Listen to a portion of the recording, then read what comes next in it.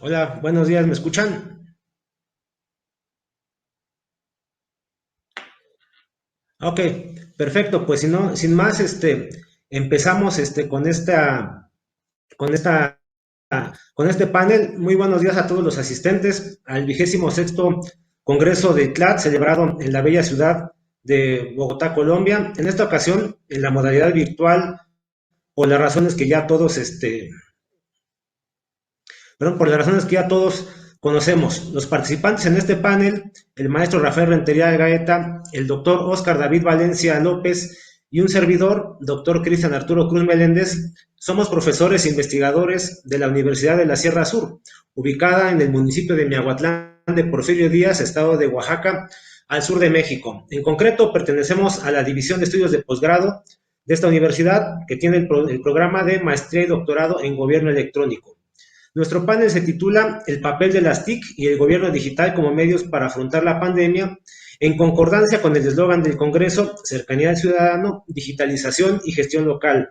Nosotros abordamos lo referente al uso de las tecnologías de la información durante el periodo de la pandemia. Sabemos que la llegada inesperada de esta crisis a nivel mundial forzó a todos a limitar el contacto social, mantenernos en casa lo más posible y la suspensión de actividades presenciales, cierre de empresas, organizaciones e instituciones públicas. Sin embargo, el mundo y las personas, aunque debían de cuidarse, no podían detenerse. Las actividades esenciales debían seguir operando, por lo que la solución a esto se encontró en las tecnologías de la información y comunicación para mantener lo más posible conectadas y activas todo lo que nosotros tenemos que hacer. En concreto, en este panel se estudian tres actividades básicas: los procesos democráticos, la actividad de la administración pública y la economía. En primera instancia, el maestro Rafael Rentería comentará sobre la democracia electrónica en tiempos de pandemia y las elecciones intermedias de México. Y en su presentación aborda el tema de la democracia electrónica y analiza los mecanismos de democracia implementados en México durante las elecciones del pasado 21 de junio, en las que se renovó poderes estatales y poderes legislativos. Posteriormente, un servidor, Cristian Cruz, abordará el tema del gobierno electrónico como opción para el funcionamiento de la administración pública, considerando que se suspendieron actividades presenciales, por lo que las dependencias de gobierno, ante la imposibilidad de parar en su totalidad, recurrieron al gobierno electrónico para mantener su operación. Finalmente, el doctor Oscar Valencia nos hablará sobre uno de los sectores más afectados por la pandemia y las medidas de distanciamiento social y aislamiento, que fue la economía, y que también tuvo que acelerar sus procesos de digitalización.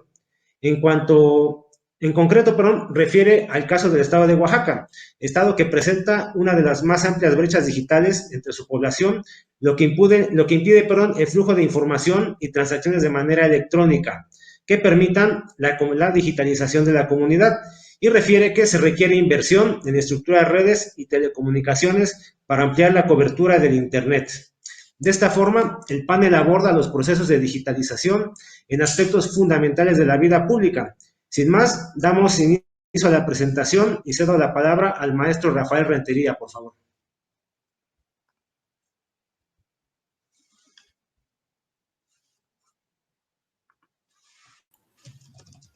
Buenos días desde México y muchas gracias. ¿Me confirman, por favor, si se escucha?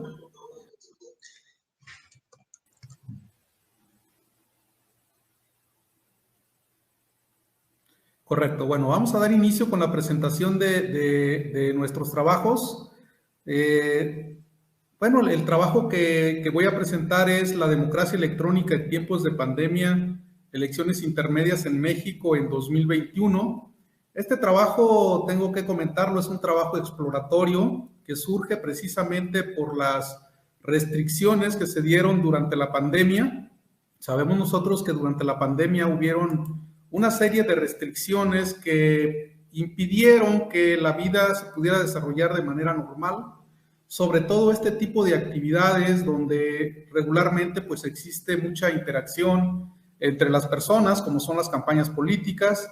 Por lo tanto, este tema, digamos, llamó la atención porque es uno de los temas que se trabajan en esta universidad y que está relacionado precisamente con el acceso a las tecnologías de la información y la comunicación, y desde luego también con la inclusión digital, que son los temas que estamos trabajando en este equipo. Todos los panelistas pertenecemos a la División de Estudios de Posgrado de la Universidad de la Sierra Sur en México y estamos abarcando distintos temas relacionados con el gobierno electrónico. Entonces, uno de ellos es precisamente la democracia electrónica, algo que llamó nuestra atención por la manera en cómo se comenzaron a utilizar las tecnologías para el proceso electoral de 2021. En junio de 2021 se llevó a cabo un proceso electoral en nuestro país que ha sido catalogado pues como el proceso electoral más importante o más grande en la historia del país, precisamente por una elección concurrente. Entonces, ante las problemáticas que se presentan debido a las restricciones, entre ellas, por ejemplo, quedarse en casa, otras es pues mantener una sana distancia con otras personas y desde luego evitar las aglomeraciones de personas, pues estas restricciones afectaron desde luego todo el procedimiento o los procesos electorales. En México la cultura, la forma en que se llevan a cabo las campañas políticas son pues a través de la presencia en mítines, pues las visitas domiciliarias, toda una serie de actividades que tienen que ver con el contacto cara a cara, el contacto directo con las personas. Por lo tanto, cuando hablamos pues de esta serie de medidas, pues se presenta un cambio de estrategia, por así decirlo, en los partidos políticos e incluso en el mismo sistema electoral. En este caso, el Instituto Nacional Electoral tuvo que tomar algunas medidas. Estas medidas, desde luego, todavía no estaban todas ellas consideradas en la normatividad. Y también las entidades federativas, en México son 32 estados que conforman la República, y tampoco las 32 entidades federativas en las cuales se llevó a cabo también el proceso electoral de manera simultánea, pues no estaban preparadas para hacer frente a este tipo de situaciones o a estas restricciones que se dictaron desde el gobierno y desde la Organización Mundial de la Salud, entre otros, para evitar el contagio por la pandemia. Entonces, la inquietud surge aquí. Nuestro problema de investigación es precisamente conocer cómo se llevaron a cabo las medidas o las estrategias por parte del Instituto Nacional Electoral y de los institutos electorales locales, pero también saber cómo estaba la normatividad. Es un trabajo exploratorio, nuevamente les reitero, comienza o sienta las bases para poder profundizar más en la temática. Aquí se formuló una pregunta. ¿Qué mecanismo de democracia electrónica implementó el Instituto Nacional Electoral para evitar concentraciones masivas de personas en el proceso electoral de 2021, con el objetivo de saber o de explorar pues, estos mecanismos de democracia electrónica implementados por el Instituto Nacional Electoral, pero también de revisar el marco normativo, tanto federal como los marcos normativos en las entidades federativas, el trabajo por cuestiones de tiempo y sobre todo también por visualizar más dónde fue con mayor intensidad, dónde se dieron con mayor intensidad las campañas electorales. Se enfocó solamente en 15 entidades federativas que fue donde se eligió gobernador. En México regularmente cuando hay una campaña a presidente de la República o cuando hay una campaña para elegir a gobernadores es cuando hay mayor participación y cuando se toman pues medidas más enérgicas, por así decirlo, para poder digamos tener una presencia mayor. Trabajamos esta investigación desde el marco teórico de la democracia. De ahí estuvimos analizando algunos autores, revisando, por ejemplo, el caso de la tendencia que tiene esta democracia actual o contemporánea en una sociedad llamada de la información y del conocimiento, donde se busca pues cierta emulación con la democracia directa que se aplicaba en la antigua Grecia. También pues la democracia actual es una democracia deliberativa, es una democracia donde hay mucha participación, mucha interacción por parte de la sociedad, ya no solo en los espacios, digamos, públicos, sino también en las redes sociales, bueno, en espacios privados, redes sociales y todo esto. Por lo tanto, es una democracia deliberativa que en ciertos casos podemos incluso decir, pues, al utilizar tecnologías de la información y la comunicación de manera masiva y como herramientas, tanto para potenciar los procesos electorales como también para el desarrollo del mismo, pues, de las mismas elecciones, estamos hablando pues de una democracia electrónica. Y bueno, esta democracia electrónica pues toma como referentes algunos autores que dicen, por ejemplo, pues la interacción es uno de los pilares fundamentales. La otra es la comunicación que se puede tener no solo desde o entre partidos políticos o actores políticos, sino también la comunicación que hacen los ciudadanos a través de las redes sociales, los cuestionamientos, el posicionamiento de candidatos. Todo este tipo de comunicación es importante a través del uso de las tecnologías. Y desde luego, pues la participación en distintos foros. Muchos de los candidatos, por ejemplo, de los partidos políticos, invirtieron tiempo, invirtieron dinero precisamente para llevar a cabo una campaña en medios electrónicos, concretamente pues en redes sociales, pero también muchos de ellos hicieron importantes eventos que se transmitieron de manera digital. Entonces, aquí encontramos pues los pilares de esta democracia electrónica, como la interacción, la comunicación y la participación. También consideramos aquí otros factores como pues, los tipos o la tipología de democracia electrónica que señala Martin Hagen, el caso, por ejemplo, de la teledemocracia, la ciberdemocracia o la participación electrónica. Fueron algunos de los referentes que utilizamos pues, en este trabajo. Veo aquí que la presentación, hubo ahí algunos problemas, veo que está desconfigurada, pero bueno, hubiera sido preferible haberla subido en formato de PDF, pero pues ya estamos en esto. Entonces, otro aspecto también importante pues es precisamente la democracia electrónica, el uso de distintos medios, de distintos pues sí, instrumentos o herramientas para llevar a cabo toda la interacción social, la comunicación y desde luego la participación. En este caso, pues las tecnologías de la información y comunicación son herramientas fundamentales y básicamente pues el acceso al internet, las redes sociopolíticas también les comentabas fueron un factor determinante y muy importante para estas campañas electorales y desde luego también pues algunos otros aspectos que se pensaba que se podrían implementar, que incluso hubo mucho, digamos, mucha promoción en la medida en que pudiera haberse implementado el voto electrónico en varias entidades federativas.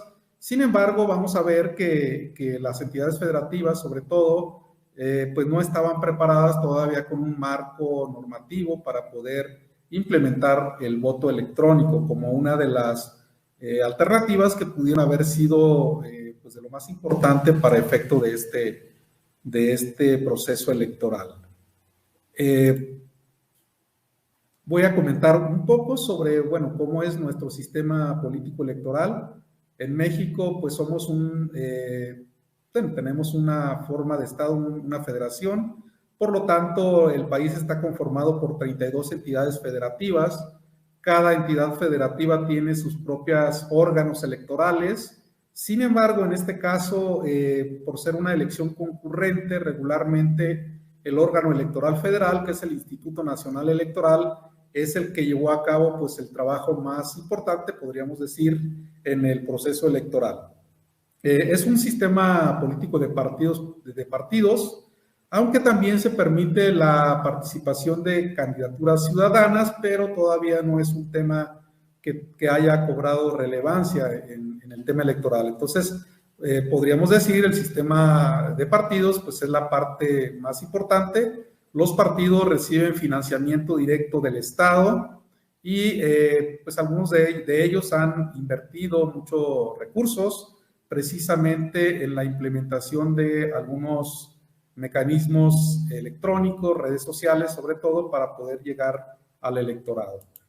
El contexto electoral de la elección del 2021, de este año, de junio de este año, pues es importante, vale la pena aquí comentarlo. La lista nominal electoral del país tiene más de 93 millones de electores, tan solo en el territorio nacional, más otros 32,300 que se inscribieron, bueno, residentes en el extranjero que se inscribieron para poder ejercer el voto.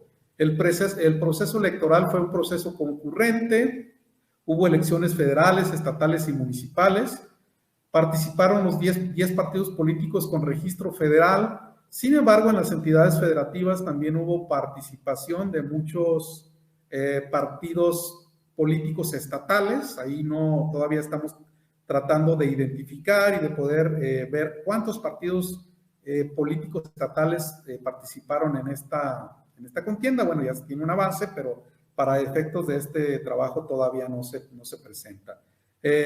Bueno, en la elección federal hubo la renovación completa de la Cámara de Diputados, que está conformada por 500 diputados, de los cuales 300 son de elección directa en distritos electorales y otros 200 se distribuyen bajo el principio de representación proporcional conforme pues, a los resultados de la elección. Hubo elecciones también en 15 entidades gobernativas, 15 estados que eligieron gobernador. En 30 estados hubo elección para renovar sus congresos. En 30 estados también hubo elecciones municipales.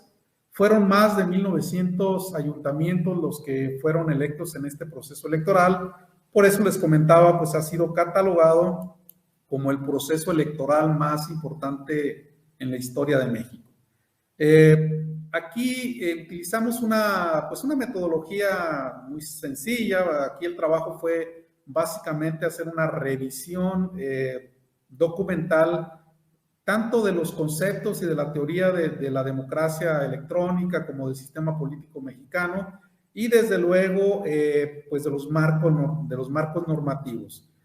Les comentaba, el objetivo principal pues era identificar y analizar aquellos mecanismos de democracia electrónica, concretamente la consulta ciudadana, el referéndum, el plebiscito, el uso de urnas electrónicas, el voto electrónico en las entidades federativas que eligieron gobernador.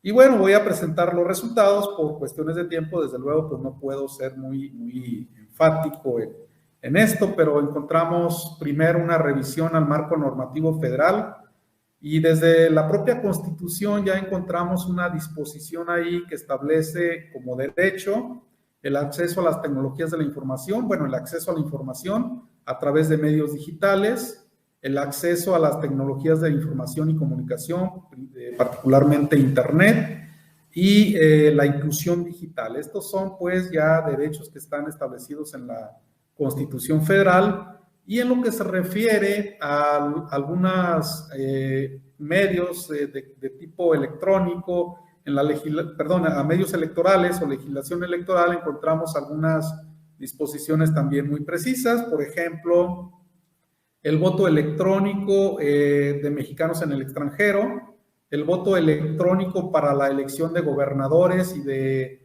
jefa o jefe de gobierno en la Ciudad de México, y encontramos también algunos procedimientos que se pueden realizar a través de medios electrónicos, como el caso, por ejemplo, de la digitalización de las actas para el programa de resultados electorales preliminares, lo que aquí se conoce como el PREP, y que ha sido pues un programa y básicamente un sistema que se ha estado implementando por lo menos en los últimos 20 años para conocer las tendencias o los resultados preliminares, como su nombre lo indica, de las elecciones. Otro aspecto que se identificó ahí fueron pues algunos mecanismos para la fiscalización de los partidos políticos y de los candidatos independientes. Estos mecanismos son sistemas pues electrónicos que permiten verificar cómo se lleva a cabo el gasto de los candidatos y de los partidos políticos, porque les comentaba, en el caso de los partidos políticos reciben financiamiento del Estado, bueno, también los candidatos independientes, aunque el financiamiento pues es muy bajo para ellos. Otro mecanismo es la presentación de quejas y denuncias ciudadanas en materia electoral, que también se pueden realizar a través de medios electrónicos. Y bueno, la lista nominal digital, el voto electrónico para la elección de los dirigentes de los partidos políticos, fueron algunos de los aspectos que ya están considerados, como les comenté hace un momento, pues en la legislación federal. Sin embargo, bueno, la legislación federal pues regula pues el derecho de acceso a la información por medios digitales, regula el acceso a las tecnologías de la información y lo que es la inclusión digital, tiene o considera ya algunos mecanismos de democracia electrónica, como es el voto electrónico para mexicanos en el extranjero, el voto electrónico para elegir gobernadores y jefa de gobierno en la Ciudad de México, la digitalización de las actas para el programa de los resultados preliminares, los mecanismos electrónicos de fiscalización, que eso es un punto muy importante, de fiscalizar a los partidos políticos y a los candidatos independientes, entre otras cosas, y también la presentación de denuncias por parte de los ciudadanos. En lo que respecta a las entidades federativas, les comentaba, el trabajo se centró básicamente en los 15 estados en los que se eligió al gobernador. Y aquí nos comentan que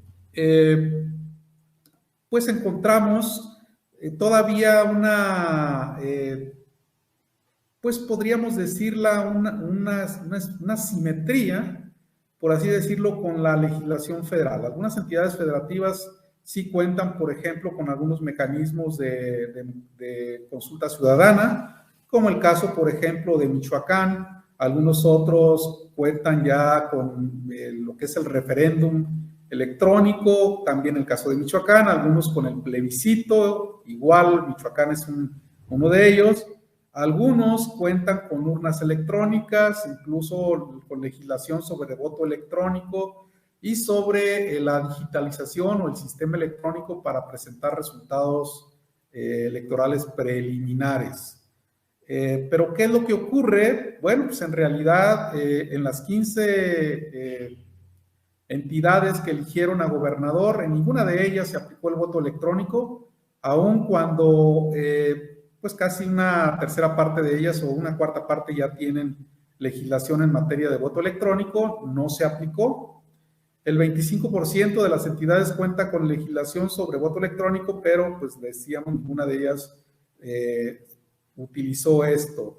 En todas las entidades se llevó a cabo el programa de resultados electorales preliminares electrónicos. Sin embargo, aquí, como fue una elección concurrente, fue el Instituto Nacional Electoral el que llevó a cabo, el que dio a conocer los resultados, digamos, el que implementó el PREP, no las entidades federativas, aunque algunas de ellas pues ya tienen legislación. Solo el 36% de los estados cuenta con legislación propia para la aplicación del programa de resultados preliminares, y pues de las 15 entidades, solamente 2 tienen algunos otros mecanismos para esta situación. Entonces, muy rápido, veo aquí que me están ya marcando el tiempo, vamos a las conclusiones. Pues como conclusiones podemos decir lo que se refiere al marco constitucional. Pues en México ya se legisló, ya se tiene, por ejemplo, el acceso a las tecnologías como un derecho, tecnologías de la información y comunicación, internet, la inclusión digital ya son derechos que están establecidos en la Constitución. La legislación electoral también ya considera algunos mecanismos y medidas de democracia electrónica, como el voto electrónico de mexicanos en el extranjero, pero todavía no se ha aprobado en la legislación federal el voto electrónico generalizado.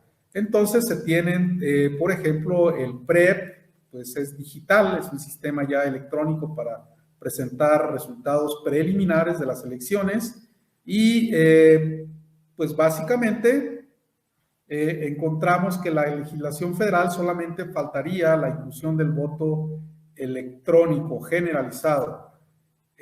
Sin embargo, bueno, en las entidades federativas, pues esto presenta ciertas asimetrías. Por ejemplo, aun cuando ya se da la posibilidad, pues perdón, es que me distraen un poquito aquí los comentarios, estaba revisándolos, pero déjenme amplío esto. Bueno, dice solo 10 de los 15 estados que eligieron gobernador, en solo 10 de ellos se llevó a cabo la digitalización de las actas de los resultados electorales preliminares y se puede concluir que los medios de democracia electrónica son aún incipientes en México y tanto las entidades federativas como la federación deben de homologar sus marcos normativos para la inclusión pues, de mecanismos de democracia electrónica. Básicamente esto es lo que tenemos. Les comentaba, es un avance de un estudio que pretendemos profundizar más, algunas de las referencias que se utilizaron para este trabajo y pues desde luego el extenso tiene mayor información. Les agradezco su atención y quedo a sus órdenes desde la Universidad de la Sierra Sur en Oaxaca, México. Muchas gracias.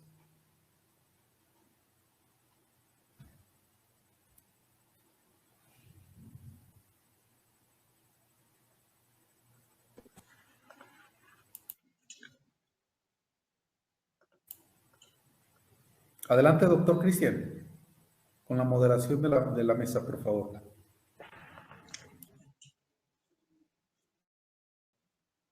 Pues agradecemos mucho la participación del maestro Rafael Rentería. Ahora voy a participar yo con mi presentación. La estoy tratando aquí de compartir. Permítanme, por favor.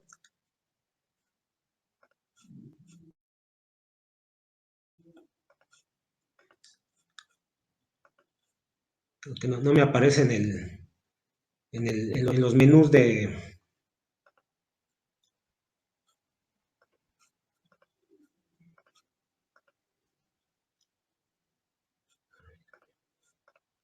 Bueno, mientras se trata de conectar, bueno, mi presentación se titula Avances y retos del gobierno electrónico en México durante la pandemia, ¿no? Fundamentalmente, el tema que yo abordo tiene que ver con la cuestión de el gobierno electrónico, cómo se utilizó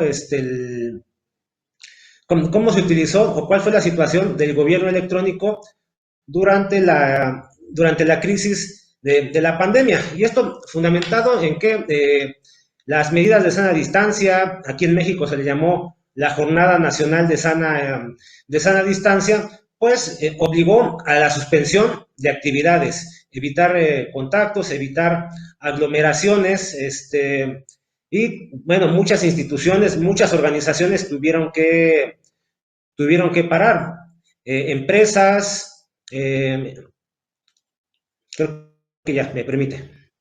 Ok, bueno, creo que ya se puede ver ya se puede visualizar la presentación, ya se está visualizando. Ok, bueno, les comentaba, durante este tiempo de la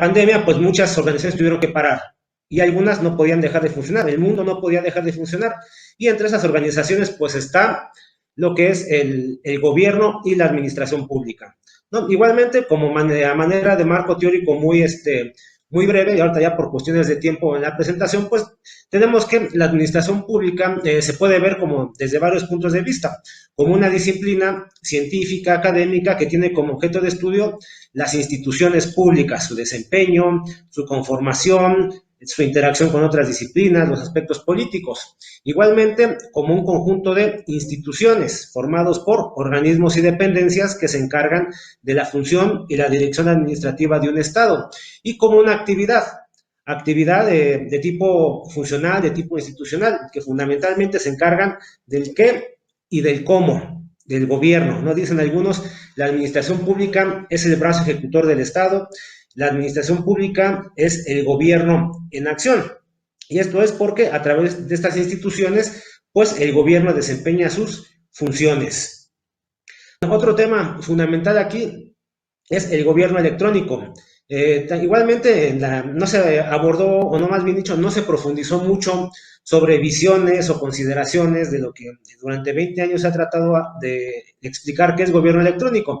De manera muy general, sencilla, pero a la vez correcta, el gobierno electrónico es el uso de las TIC por parte de la administración pública, las tecnologías de la información y comunicación, como el Internet, las computadoras, teléfonos móviles, las redes sociales, los datos abiertos y más recientemente la inteligencia artificial y la robótica, con una serie de objetivos diversos, ¿no? Por ejemplo, la modernización de la administración pública, la mejora y la calidad de los servicios, aspectos vinculados al gobierno abierto como la transparencia, el acceso a la información, incluso cuestiones políticas como las que mencionó el maestro Rafael de la democracia, y mejorar la atención ciudadana en cuanto a los trámites, ¿no? Eso es lo que se ha escrito sobre gobierno electrónico en términos muy generales.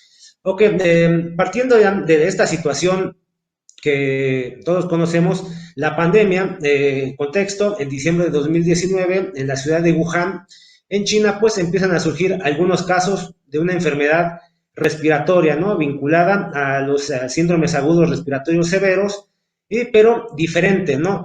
Es una nueva familia de coronavirus que por su novedad y el año que nació se le dio el nombre de COVID-19. Empezó en China y poco a poco se empezó a distribuir por todo el mundo para que en marzo de 2020 la Organización Mundial de la Salud la declarara como pandemia, es decir, que afecta a prácticamente todo el mundo. Esto generó el cierre y la suspensión de actividades para evitar contagios. Dada la novedad de la información, de la enfermedad, perdón, había poca información sobre cómo prevenirla, sobre cómo tratarla, y tampoco había cuestiones como medicamentos, tratamientos y mucho menos vacunas, ¿no? En un inicio de la enfermedad. En México, los primer casos de la pandemia de COVID se dio el 28 de febrero del 2020, lo que implicó que las autoridades de salud iniciaran una serie de medidas para contener la enfermedad. Se cerraron actividades, se suspendieron actividades escolares presenciales, se trató de que la economía funcionara en lo más esencial, dado que no podía parar, y solamente quedaron activas actividades esenciales. En el caso de la Secretaría de Salud, pues declaró la Jornada Nacional de Sana Distancia, con el eslogan que acá recordamos de quédate en casa, y se señalaron 3 fases de la emergencia. La primera fase, cuando empezó, contactos importados y muy pocos casos en México.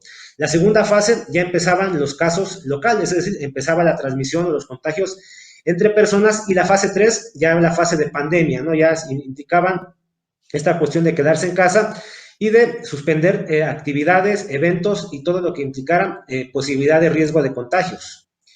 En cuanto a la administración pública, en marzo se publicó un acuerdo en el que se suspendían las actividades presenciales y se iniciaba esta cuestión del trabajo en casa.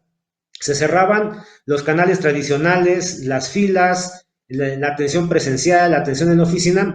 La administración pública tenía que seguir operando porque es una actividad esencial, pero tenía que hacerlo, o tenía que buscar los canales para seguir haciéndolo de manera segura, evitando el mayor contacto humano posible y con esto los contagios. Y se encontró en algo que ya existía, la oferta de gobierno electrónico como una forma de seguir operando.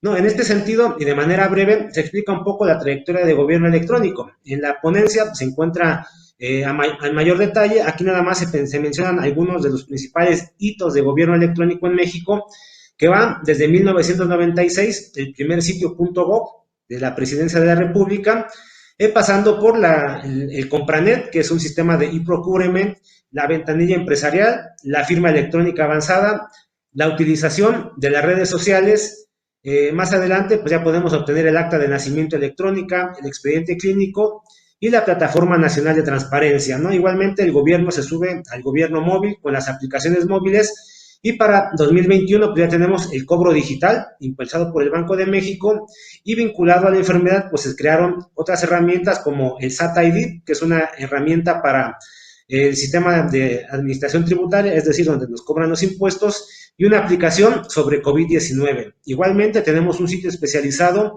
sobre coronavirus, coronavirus.gov, y también las cuestiones vinculadas a la vacunación. Se empezaron a manejar la información a través de páginas de internet. El gobierno, en este caso la Secretaría de Salud, asume el liderazgo del subsecretario Hugo López-Gatell, quien a través de portales web, como ya el mencionado de coronavirus.gov, donde se transmitía su conferencia nocturna, que hasta hace poco dejó de realizarse de manera diaria y por más de un año ininterrumpidamente. Se creó la aplicación de COVID-19 en México, en el que, entre otras cosas, además de la información y medidas preventivas, se podían hacer un pequeño test para monitorear si una persona estaba o no contagiada. Y las redes sociales, que han sido fundamentales para la difusión de la información por parte de la autoridad, ¿no? Como parte de la estrategia de la Secretaría de Salud. Igualmente, la administración pública amplió la oferta de gobierno electrónico. Por ejemplo, algunos trámites, la incapacidad temporal por COVID-19 y maternidad que emite el Instituto Mexicano del Seguro Social, que antes era de manera presencial, ya se pueden hacer de manera electrónica. En el caso de la suspensión de actividades escolares presenciales, pues se implementó el programa Aprende en Casa, desde la SEP, que es la transmisión de clases a través de canales de televisión abierta. La oficialía electrónica del Instituto Mexicano de la Protección Intelectual para realizar los trámites vinculados a este tema y la aplicación de teléfono móvil SAT ID, en la cual el usuario podía realizar desde obtener una cita para trámites ante el SAT, el Servicio de Administración Tributaria, hasta obtener la firma o algún otro tipo de certificado. ¿Cuáles han sido los principales obstáculos y retos del gobierno electrónico durante la pandemia? Se mencionan tres. La brecha digital, es decir, la separación entre las personas que se conectan y no se conectan a Internet, la cual en México, aunque se ha ido cerrando, aún sigue siendo alta, ¿no? Aproximadamente 70% de los mexicanos se conectan a Internet, pero hay un 30% excluido. La infodemia, noticias falsas. Por un lado, la tecnología permite la rápida comunicación, difusión de la información, pero también es una fuente de noticias falsas y desinformación, ¿no? Lo cual incluso hay una sección en la página de coronavirus.gov donde se descalifican algunos mitos respecto a la enfermedad. Por ejemplo, que se puede contagiar con simple contacto, o que el agua salina combate la enfermedad, o que las vacunas de la influenza combaten la enfermedad, ¿no? Todo este tipo de información que al final del día modifica la conducta de las personas y con esto se modifica también el rumbo de la pandemia. Y también problemas de coordinación política, es decir, se generó cierto conflicto entre el gobierno federal y los gobiernos estatales por el rumbo de la enfermedad, ¿no? Es decir, el gobierno federal marcaba un semáforo en el que se señalaba una entidad federativa su situación de riesgo, lo cual en ocasiones generaba discordancia con el gobernador de la entidad, lo cual nos lleva a otro tema, pues, de coordinación política y federalismo. Bueno, para concluir rápidamente, la pandemia provocó cambios en la vida de las personas y las organizaciones, nos encerró en casa y nos hizo trabajar, comunicarnos, comprar y en este caso establecer relaciones con el gobierno de manera electrónica, lo cual ya se podía hacer desde antes, ya vimos la trayectoria del gobierno electrónico, pero en este caso se hicieron indispensables, ya no era optativo. El gobierno electrónico también se probó en contextos de incertidumbre, es decir, el gobierno electrónico se ha venido manejando a través de estrategias de planeación, en contextos de tranquilidad, pero en esta ocasión tocó implementarlo en contextos de incertidumbres, como fue la pandemia, lo cual nos lleva también a pensar a nueva oferta y prácticas de gobierno electrónico, es decir, cómo se podría ampliar la oferta de gobierno electrónico y cómo se podría trabajar ahora en situación de pandemia o de pospandemia con prácticas poco arraigadas en el sector público mexicano como el teletrabajo, ¿no? También queda pendiente esa asignatura. Y pues de mi parte sería todo, quedo a sus órdenes, en la ponencia, en el documento, pues están mis datos por si hubiera algún tipo de comentario o situación. Ahora pues le cedería la palabra al doctor Oscar Valencia. Muchas gracias.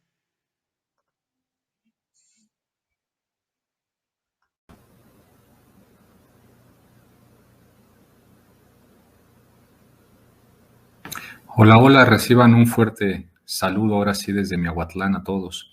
Debo de mencionar antes de poder comenzar la presentación que previamente tuve que salir 2, 3 veces y no he podido estar con una conexión de internet muy estable, entonces les pido un poco de paciencia en dado caso que esto llegase a volver a suceder. De entrada, ya la presentación ahorita se está cargando y vamos a comenzar. Para poder hacer uso de los 10 minutos que me tocan, vamos entonces a comenzar con el tema de la ponencia. El tema de la ponencia tiene que ver con la economía digital y el auge que tiene en un contexto de encierro por COVID en el estado de Oaxaca. Y bueno, me voy a permitir poder comentar lo interesante de esta información y también lo que se pudo hacer al entrevistar a personas y también seguir una metodología de forma cualitativa, en la cual nosotros pudimos obtener datos muy interesantes acerca del desarrollo de la economía digital en la ciudad de Miahuatlán de Porfirio Díaz, que está ubicado en el estado de Oaxaca, en México. Bueno, esto es al sur del centro del país. Y como Oaxaca tiene una historia muy larga también de tener problemas de conectividad debido de la orografía del estado, pues entonces se puede contemplar también que la economía digital ha tenido ciertas trabas o que podría ser la frontera del desarrollo. Bueno, voy a ver si es posible. ¿Se ve la diapositiva en pantalla?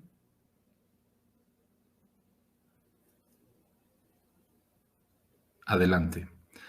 Vamos entonces a continuar. Este auge de la economía digital en Oaxaca tiene que ser abordado desde qué es economía digital y de qué depende. Bueno, depende del acceso eficiente al uso efectivo de las infraestructuras y los servicios de comunicación. Nosotros sabemos que es fundamental que la infraestructura tecnológica te dé las condiciones de conectividad para empezar a hablar de economía digital. La OCDE lo define como también el estudio de servicios y bienes que se hacen de intercambio en forma digital o en un escenario o una infraestructura fuertemente tecnologizada. Y todo esto tiene como el fin el simplificar procesos en la vida de las personas. El estado de Oaxaca tiene fuertes deficiencias en el acceso y la calidad del Internet, así como también la cobertura de red telefónica móvil. Existen muchas comunidades al interior del estado de Oaxaca que todavía no tienen una conectividad constante y adecuada para poder llevar a cabo actividades de desarrollo de economía digital. Bueno, sectores vinculados al turismo o servicios educativos, inclusive la renta de espacios, de negocios o viviendas, han sufrido cambios debido a lo que ahora se ha puesto como el distanciamiento social y normas vinculadas al Estado, que sencillamente lo que hacen es que han disminuido la afluencia de los consumidores en espacios físicos, aumentando su participación en el entorno virtual. Para esto y para poder ver cómo estas dinámicas y estas formas de entender la economía digital han crecido o han disminuido, sería necesario ver los indicadores nacionales en el uso de las TICs. Los dispositivos para acceder al Internet en México en general podemos observar que han ido en aumento en lo que se refiere a los celulares inteligentes.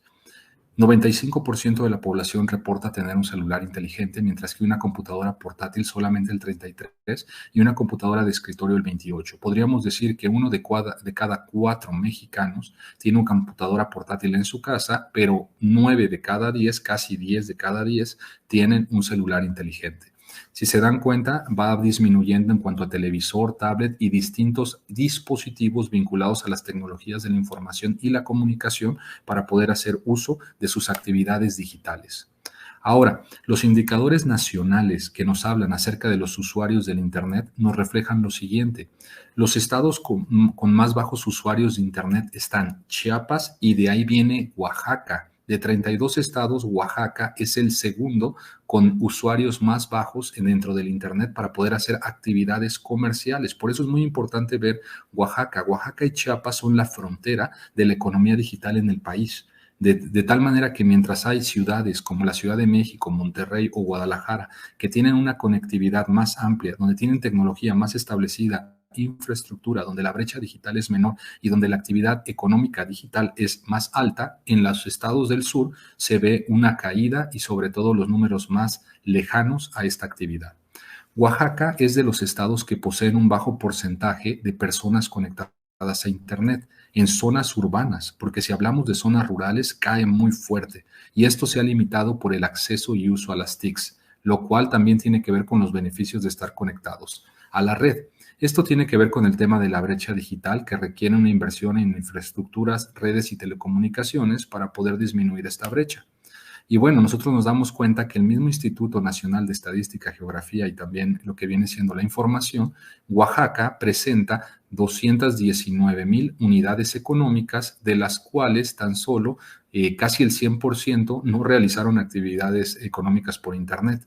Vean, 216,000, es decir, estamos hablando de un número casi de 3,000 personas que sí realizaron actividades y solamente 1.6 de las empresas se registra que tienen ventas, al menos en el estado. Ese es el nivel de avance que hay en el estado. Bueno, y el comercio electrónico estamos viendo que también entra dentro de la economía digital como uno de los factores que nos permiten observar que las TICs están influenciando en el tipo en cómo la gente se está conectando y está haciendo sus propias transacciones. La definición de economía digital la tomamos de un texto que fue publicado también en una revista académica, donde tanto el joven García como su servidor, como Fernández y Rentería, escribimos lo siguiente. Economía digital es el conjunto de servicios financieros llevados a cabo a través de dispositivos tecnológicos en actividades como transacciones financieras en redes sociales y el acceso a la banda electrónica. Por lo tanto, nosotros resaltamos que el comercio electrónico representa un elemento esencial para el desarrollo de una economía digital sólida. Y para eso tenemos que estudiar un poco más acerca de la economía digital y como bien nos dice Roubini y Visa, que cada vez más personas deciden llevar a cabo los pagos digitales y retirar el efectivo en sus vidas cotidianas. Esto nos lleva a un concepto que es cashless en inglés, que quiere decir una economía sin efectivo y donde es necesario tener la infraestructura para poder montar este sistema digital. La metodología que tenemos, ya la había mencionado, voy a ir rápido por el tiempo, es una investigación de corte cualitativo, se centra en la relación de datos directos y se busca el análisis de los actores clave. Se seleccionaron actores claves considerados todos aquellos en la ciudad de Miahuatlán que tenían interacción directa con la economía digital, sean ya empleados de empresas nacionales e instituciones financieras. Y esto fue en Miahuatlán de Porfirio Díaz y se enfocó a personas arriba de 18 años. Bueno, la ciudad de Oaxaca tenemos que saber dónde se encuentra y las características que aquí vienen. Los voy a obviar un poco por el tema. Y bueno, la información la van a tener ustedes también en el documento que ya está subido a la plataforma también del CLAD. Podemos ver que lo primero que se detecta es el impacto de las TICs en la economía digital y nos dice ahora sí que Hernández Sandoval que se han incrementado en un 70% las transacciones en esta ciudad por la pandemia. La pandemia vino a impulsar y vino a que también fuera un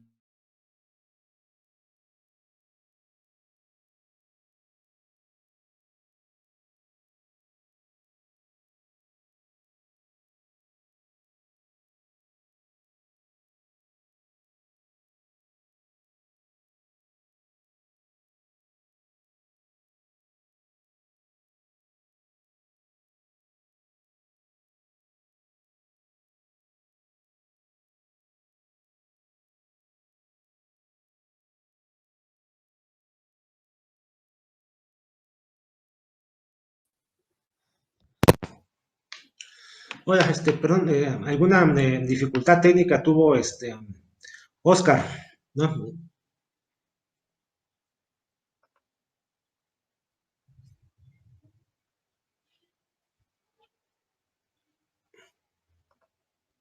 Hola, perdón, les decía que alguna dificultad técnica tuvo Oscar, una disculpa acá en esta región, desafortunadamente las telecomunicaciones pues a veces nos fallan mucho, ¿no? Y nos juegan malas pasadas en los momentos menos afortunados, ¿no? Para hacerlo. Pero bueno, estaba comentando un poco sobre la situación de la economía digital. Ok, me comentan que ya está regresando.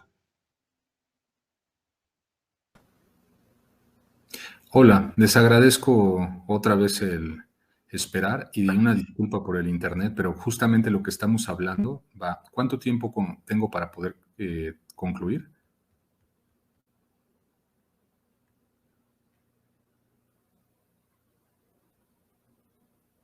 Bueno, voy a hacer uso y voy a continuar todavía aquí un poco hablando. Entonces, vamos a continuar y vamos a tomar un rato de 2 minutos para poder, 4 minutos tengo. Entonces, me voy un poco más rápido.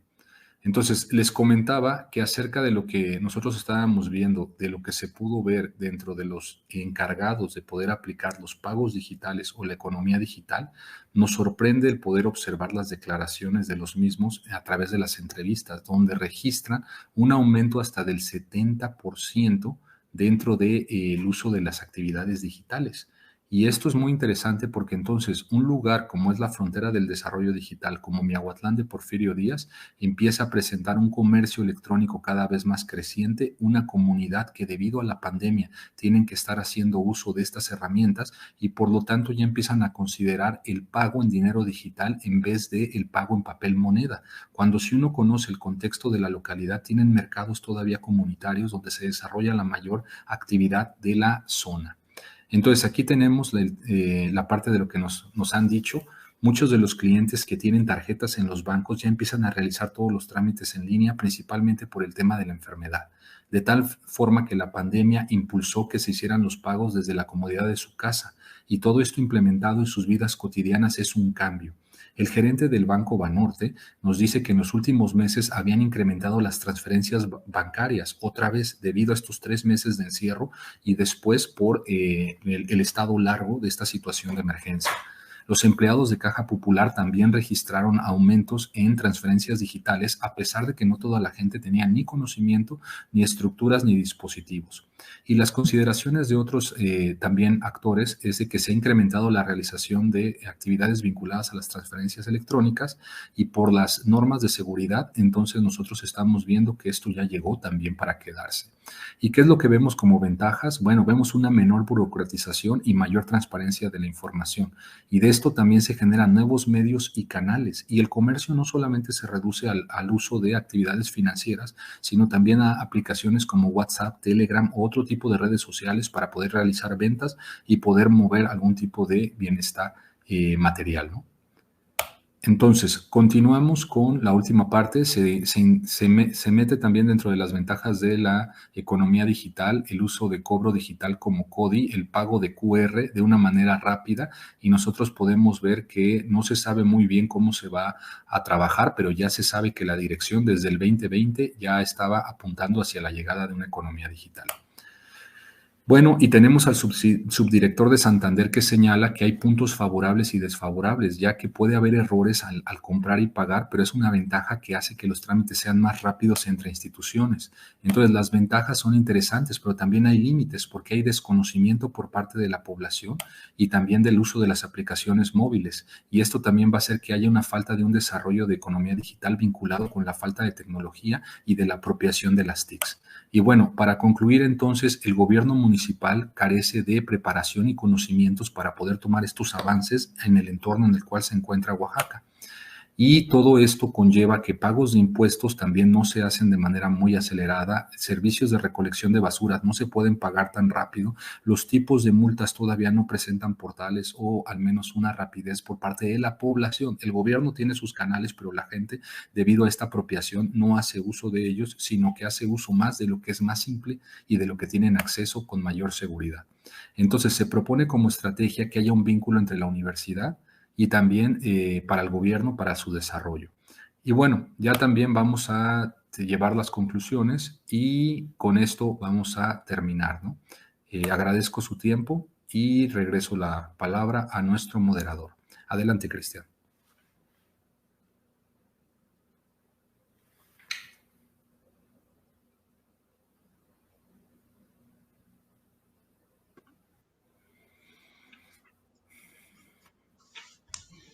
Bueno, pues hasta aquí estaremos ya llegando prácticamente a la finalización de este foro. Una disculpa por las cuestiones técnicas. Para acá, como les comentaba hace rato, pues padecemos mucho las cuestiones de la falta de conectividad, pero bueno, fundamentalmente se abordaron los temas que se estudian acá en la Universidad de la Sierra Sur, vinculados al gobierno electrónico y el uso de tecnologías de la información y temas relacionados, ¿no? Como el que abordó el maestro Rafael Rentería sobre la democracia electrónica, el ejercicio de la democracia mediante herramientas digitales. Ya se habla acá del voto electrónico, la democracia, aunque todavía es un camino incipiente.